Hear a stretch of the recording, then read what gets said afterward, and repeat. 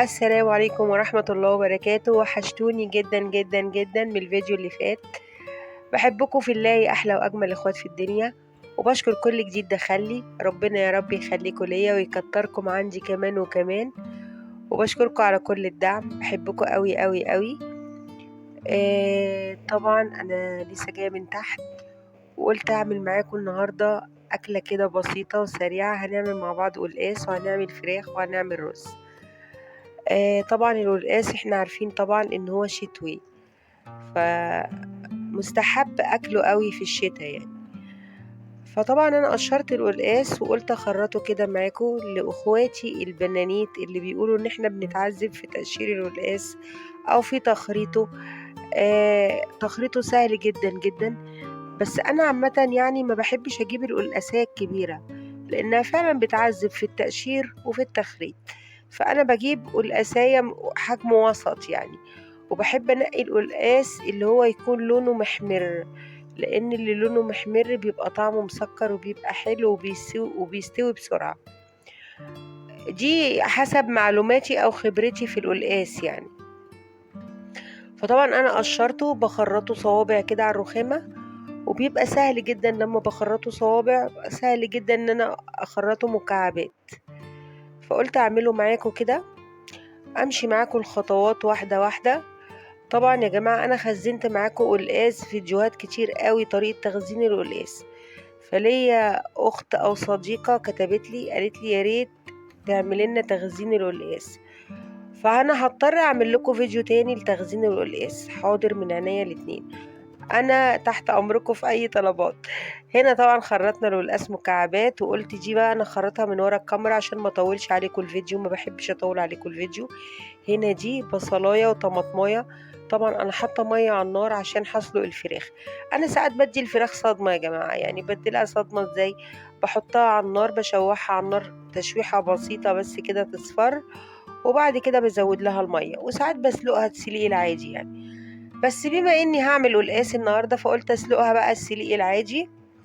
وطبعا انا بحب احط في الشوربه طماطمايه وبصلايه، فضربتهم كده في الكبه زي ما انتوا شايفين، فرمتهم. وطبعا الميه بتاعه الفراخ طبعا غليت، فهحط عليهم، بصوا اهي كده انا فرمتهم، وهحط بقى ايه البصله والطماطمايه دي على الميه اهو للشوربة. فطبعا الطماطمية دي حسب الرغبة يعني، اللي عايز يحط طماطم يحط، اللي عايز يحط بصل اللي هو من غير طماطم يحط. بس انا حبيت اوريكم طريقتي النهاردة. كل واحدة وليها طريقتها، وكل ست بيت شاطرة بتعرف تطبخ وبتعرف تعمل كل حاجة، بس انا بحب اوريكم طريقتي في الاكل. وهنا طبعا بعد ما غليت شوية، طبعا انا سبتها تغلي شوية. انا هنا معايا وركين يا جماعة، غسلتهم كويس قوي طبعا، وغسلتهم بالخل وبالليمون ونقعتهم بمية بملح، غسلتهم كويس جدا، نزلت الزفرة منهم. وكده انا بسلقهم طبعا بعد المية ما غليت بالبصلاية والطماطماية شوية، ورحت ساقطة الفراخ. طبعا احنا هنعمل ايه بقى؟ هنجيب الخضرة اللي هي بتاعة القلقاس. السلق طبعا ضربته في الكبة، وضربت معاه توم، فرمتهم في الكبة. وطبعا هنا انا بحمرهم. بصوا يا جماعة، انا زي ما انتوا عارفين مش بحب اطبخ بالسمنة مهما كانت السمنة، حتى لو بلدي انا مش بحب السمنة في الاكل بصراحة، بتتعبني عامة. فانا بعمل الاكل بزيت على طول، بطبخ الاكل بزيت، الزيت بيبقى خفيف وصحي عن السمنه. فانا هنا بحمر طبعا السلق بالثوم في الزيت. اما بالنسبه للكزبره، في ناس بتحمر الكزبره مع السلق، وفي ناس بتحطها كده بعد ما بتفرمها بتعصرها وبتنزل ميتها وبتحطها كده في الشوربه، بتدي ريحه وبتدي طعم. افتكر الحالتين الطريقتين حلوين، انا مجربه الطريقتين بجد حلوين جدا وطعمهم جميل جدا. عايزه اقول لكم ريحه السلق بالثوم ريحته بجد تجنن، ريحته حلوه قوي. فافتكر الحالتين الطريقتين حلوين، بس انا بحب بقى الطريقة التانية اللي هي ايه، اللي هي بصوا هنا انا بفرم طبعا الكزبرة الخضراء في المفرمة وفي الكبة، انا كده بفرمها.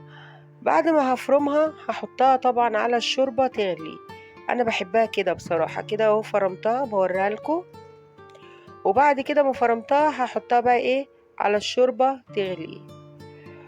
وبعد السلق ما يتحمر، انا بحب احمر السلق طبعا، السلق عشان يتحمر في ناس بتحمره نص تحميرة، وفي ناس، انا عن نفسي بحب السلق محمر لدرجة انه انا بقلبه كده تحسه ان هو كده بقى خشن شوية في التقليب يعني. فكده بالنسبة لي استوى، لان انا بحبه بيبقى غامق، بيغمق شوية مش بيتحرق، بيغمق طبعا بالثوم، وبيبقى ايه خشن كده في المعلقة، كده بيبقى اتحمر التحمير الحلو بتاعه بالمنظر ده. اما الكزبرة انا ما بحمرهاش، انا بحطها نية على الشوربة. وهنا طبعا حلة بحط فيها شوية زيت لان هعمل شوية رز طبعا. انا هنا غاسلة الرز قدامكم اهو ومصفياه، وحطيت شوية زيت يسخنوا بس على النار، وبعد كده هسقط الرز. وكده انا بقلب اهو السلق بالثوم. طبعا القلقاس انا غسلاه وحط عليه ليمون، لان بصوا يا جماعه القلقاس عشان تنزله المزلقه اللي فيه او الزفلطه اللي فيه لازم يتحط عليه ليمون، وليمون كتير قوي، عشان اللي ما بيحبش القلقاس يبقى مزج. انا عن نفسي ما بحبوش يبقى مزج، انا بحب ان انا احط له ليمون كتير عشان ما يبقاش ممزلق كده او كده يعني. وفي ناس بتقولك ان اللزوجة دي فيها فايدة يعني، فهي حسب الرغبة برضو، حسب الواحد ما تعود. هنا طبعا حطيت الرز زي ما انتوا شايفين وهبتدي اشوحه شوية. انا الرز هحط له، مش هحط له مية، انا هشربه بالشوربة، بالشوربة بتاعة الفراخ. بيبقى حلو وبيبقى طعمه احلى. ويا سلام لو في لبن بقى وكنا حطينا كوباية لبن كده عليه وعلى الشوربة، بيبقى طعمه في منتهى الجمال. بس للأسف أنا ما عنديش لبن ومش قادرة أنزل أجيب لبن يعني. كده خلاص القلقاس اتحمر التحمير اللي أنا عايزاه بالمنظر ده، كده اتحمر التحمير اللي أنا عايزاه. شيلته طبعا وهبتدي أكمل بقية الرز. الرز بحب أحمره شوية قبل ما بحطله الشوربة. طبعا الرز لازم يتحط له مية سخنة، فأنا هحط شوربة على طول، فمش مستدعية إن أنا أسخن مية يعني.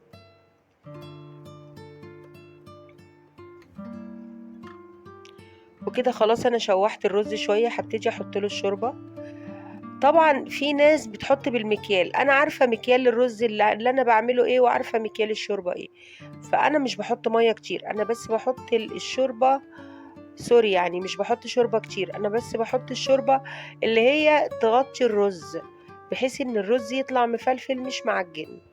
وبما اننا حاطين على الشوربه طماطميه، فالرز مش هيطلع ابيض قوي يعني، فحبيت اعرفكم انا بعمل ايه. وزي ما قلت لكم كل واحدة وليها طريقتها. طبعا هنحط حبة ملح مش كتير، الملح حسب الرغبة، بس أنا مش بحب الملح كتير في الأكل، لأن الملح مش صحي أصلا في الأكل يعني. وكده يكون الرز بتاعنا اتعمل خلاص.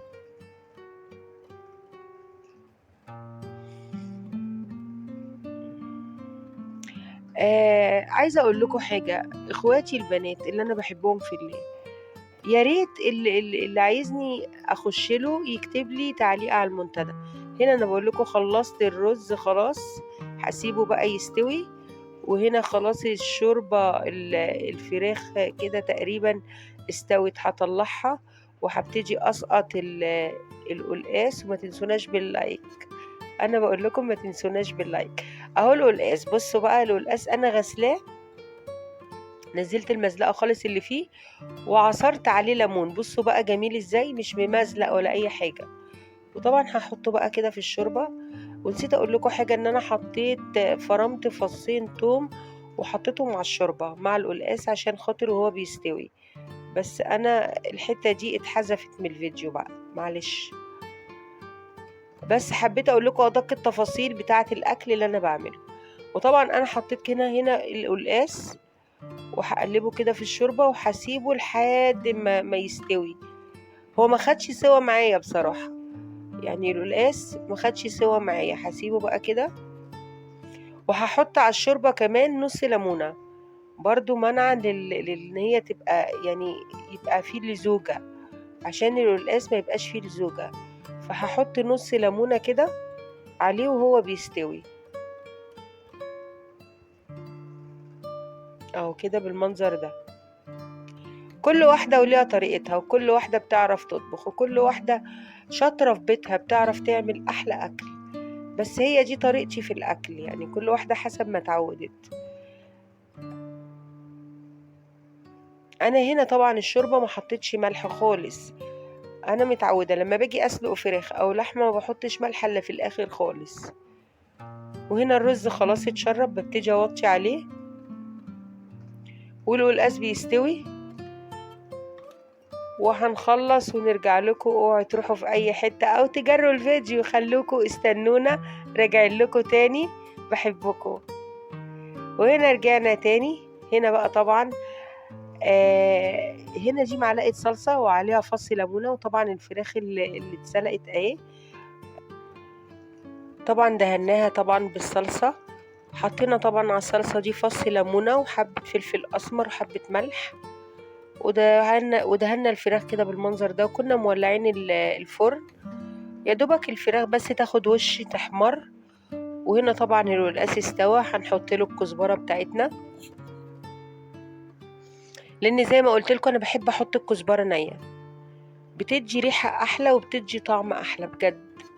انا جربت الاتنين حلوين بصراحه، بس الطريقه دي احلى. وطبعا بعد ما غليت شويه كده هنبتدي نحط بقى ايه، هنحط السلق اللي احنا حمرناه. وطبعا كده خلصنا الرز والفراخ في الفرن، وكده القلقاس خلص. هنقلبه تقلبتين ونسيبه يغلي. وكده اللي وصل لحد هنا من الفيديو ما ينساش يحط لنا اللايك والتعليق حلو زيكم عشان يدينا حافز ان احنا نكمل. واشوفكم الفيديو الجاي، والسلام عليكم ورحمة الله وبركاته.